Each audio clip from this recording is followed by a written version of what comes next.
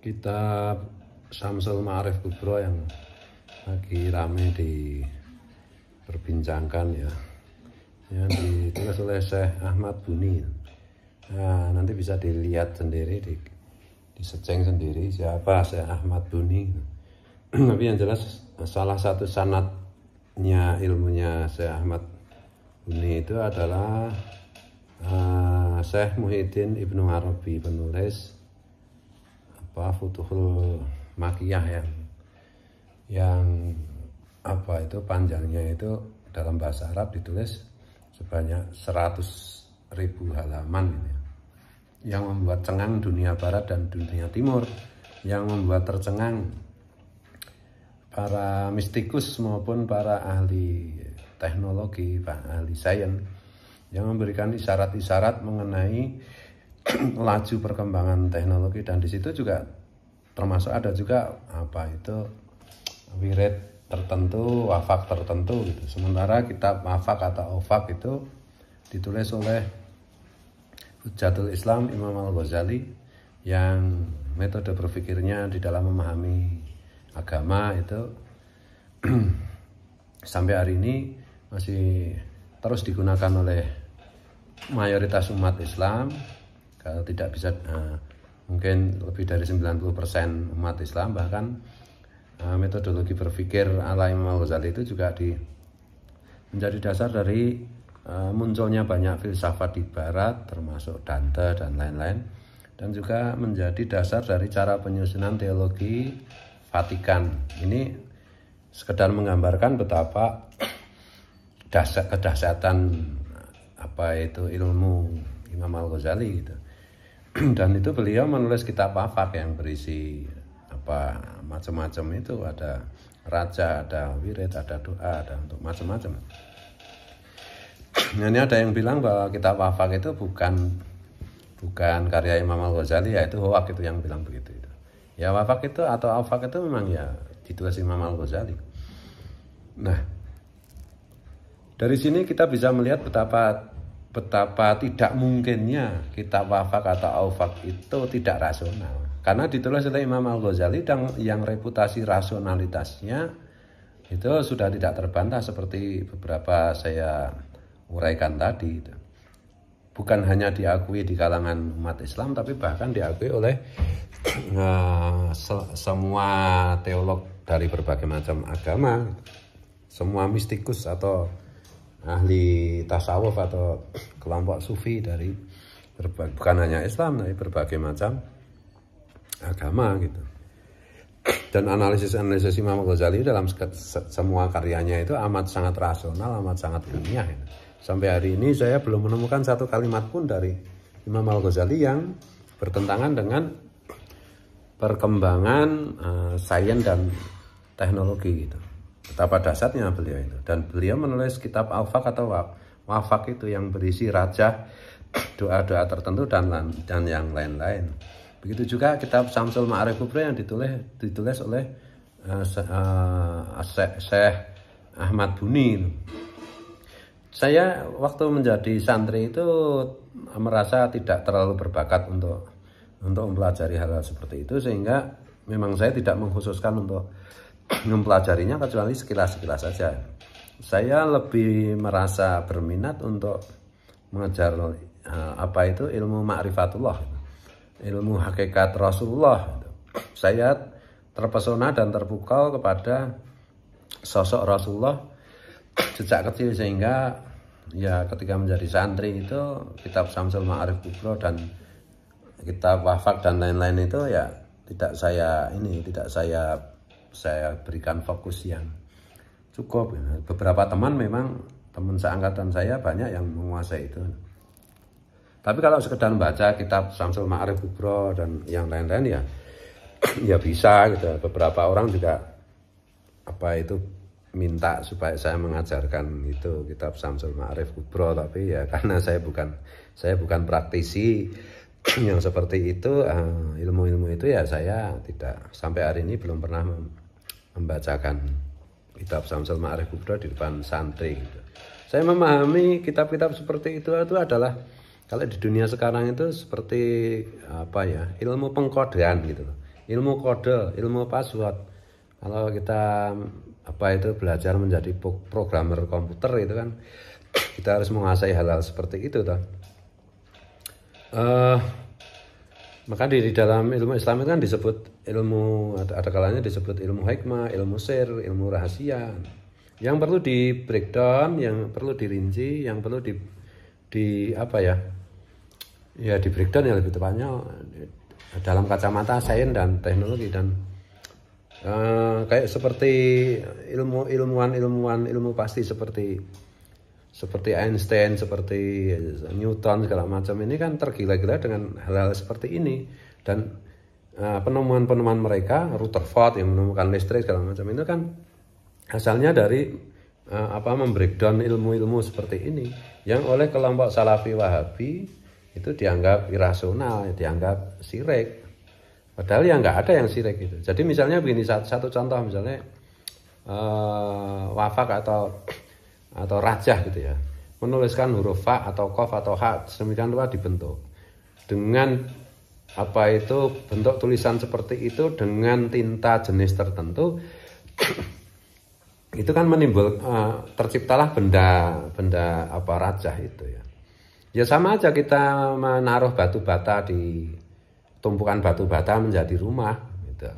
Karena setiap benda itu di dalam ilmu fisika itu kan memiliki medan magnet tertentu, mempengaruhi semesta tertentu. Termasuk juga misalnya wirid-wirid baca ini sekian kali, nanti akan begini dan begitu. Nah, itu kalau menurut ilmu fisika kan ada ilmu tentang frekuensi suara. Frekuensi suara itu kan satu tidak pernah hilang abadi, meskipun frekuensinya terus menurun gitu. Maka di sini nanti suatu ketika mungkin kalau teknologi udah ketemu, kita bisa mendengar bagaimana Rasulullah bersabda gitu. Karena frekuensi suara Rasulullah itu dimungkinkan bisa direkam dengan teknologi kecanggihan teknologi tertentu gitu. Dan itu berdampak pada kalau kita belajar ilmu fisika, ilmu aksi reaksi itu. Jadi itu amat sangat rasional. Makanya Profesor Masaru Emoto itu nanti bisa di searching juga itu kan meriset mengenai air yang didoakan ayat-ayat Al-Qur'an atau diucapi kata-kata yang baik, itu kan bentuk molekulnya kan berubah menjadi kristal segi 6 dengan 5 bentuk daun yang kristalnya menjadi lebih indah, dan ketika diminum itu mempengaruhi badan, berpengaruh positif. Nah, Rasulullah kan juga ngajari bagaimana kalau mengobati orang dibacakan ayat tertentu, kemudian ditiupkan pada air, kemudian diminum si orang yang bersangkutan gitu. Jadi sebenarnya ilmu-ilmu yang disebut dengan ilmu mistik, ilmu hikmah, atau yang sekarang itu disebut dengan ilmu perdukunan ya. Ilmu perdukunan dalam pengertian yang positif loh, karena sekarang kata perdukunan itu sudah mengalami amelioratif gitu ya, mengalami pergeseran makna yang menjadi negatif. Itu sebenarnya itu ilmiah, sebenarnya sangat rasional gitu. Nah, orang yang menganggap itu tidak rasional, tidak ilmiah, itu kan sebenarnya hanya kelompok pseudo ilmiah, pseudo rasional. Ilmiah yang palsu, rasional yang palsu.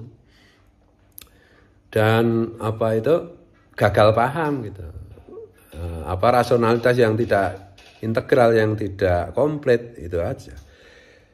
Dan apakah itu termasuk membuat seseorang menjadi musyrik? Ya enggak. Jadi semua ini dari Allah. Rasulullah sendiri sudah bilang bahwa aku tidak pernah khawatir umatku itu akan memusyrikkan Tuhan dengan dengan patung atau dengan gambar, tapi aku khawatir manusia itu menyekutukan Tuhan dengan uang gitu. Dan apalagi kalau kita pakai teori Nur Muhammad SAW ya, yang nanti pada akhirnya menjadi kalimat tahlil itu la ilaha illallah la maujuda illallah, tidak ada wujud selain Allah, bahwa semua wujud ini adalah perwujudan dari ciptaan Allah, atau bahkan kalau lebih ekstremnya lagi berarti ini karena semua innalillah, kita ini lillah, inna sungguh kita, lillah milik Allah atau dari Allah, berarti tidak ada maujud selain bahwa semuanya itu Allah itu. Dan bahwa kehendak Allah, takdir Allah itu diatur oleh Allah melalui sunnatullah itu, la tabdila li sunnatillah. Tidak ada perubahan dalam sunnatullah, hukum sebab akibat atau hukum aksi reaksi di dalam ilmu fisika mengenai apa itu pertemuan atau perpisahan material itu. Material dalam bentuk yang besar seperti planet, seperti apa itu matahari, bintang gitu, atau dalam bentuk yang partikel kecil seperti atom, seperti bahkan neutron, elektron. Ini dekat, jauh, itu menimbulkan hukum aksi reaksi itu, menimbulkan hukum sebab akibat atau menimbulkan sunnatullah, aturan yang dibikin Allah. Sama aja dengan misalnya Allah idza arada syai'an ayyakula lahu kun fayakun. Kun fayakun itu kan prosesnya kan panjang gitu. Apa itu breakdown dari firman Allah, kun jadilah engkau, fayakun maka jadilah, itu dalam satuan waktu yang kita pahami bisa triliunan tahun itu. Dalam bentuk material terjadi apa itu aksi reaksi yang sedemikian rupa yang mungkin sedikit sudah diterangkan oleh Stephen Hawking gitu ya, dan para fisikawan yang lain. Jadi ya makanya di pesantren itu ya kitab Syamsul Ma'arif Kubro, kitab Wafak dan yang lain-lain, sampai yang bahasa Jawa apa itu Silahul Mukmin itu dipelajari ya bukan tidak rasional, amat sangat rasional. Tidak musyrik itu tauhid. Nah, orang yang gagal paham saja yang sebenarnya kalau saya boleh menyarankan, kalau kelompok termasuk juga misalnya mengenai ini ya, mengenai meragukan teks macam-macam. Sebenarnya itu urusan teks itu sahih tidak sahih itu kan sebenarnya udah bisa dianggap selesai lah. Bahkan yang disebut sahih atau tidak sahih di dalam ilmu apa itu mustalah hadis itu kan sebenarnya metodologi aja kan. Metodologi yang dirumuskan secara filosofis toh, mengenai pertanggungjawaban apa itu riwayat dan yang lain-lain itu. Tapi itu kan sebenarnya juga yang sahih juga belum tentu pasti benar, pasti ada, dan yang tidak sahih itu juga belum tentu tidak benar. Maka kalau dalam ilmu penelitian itu saya sejak tahun 90-an sudah mengenal metode konten analisis gitu. Yang dianalisis itu kontennya kan itu.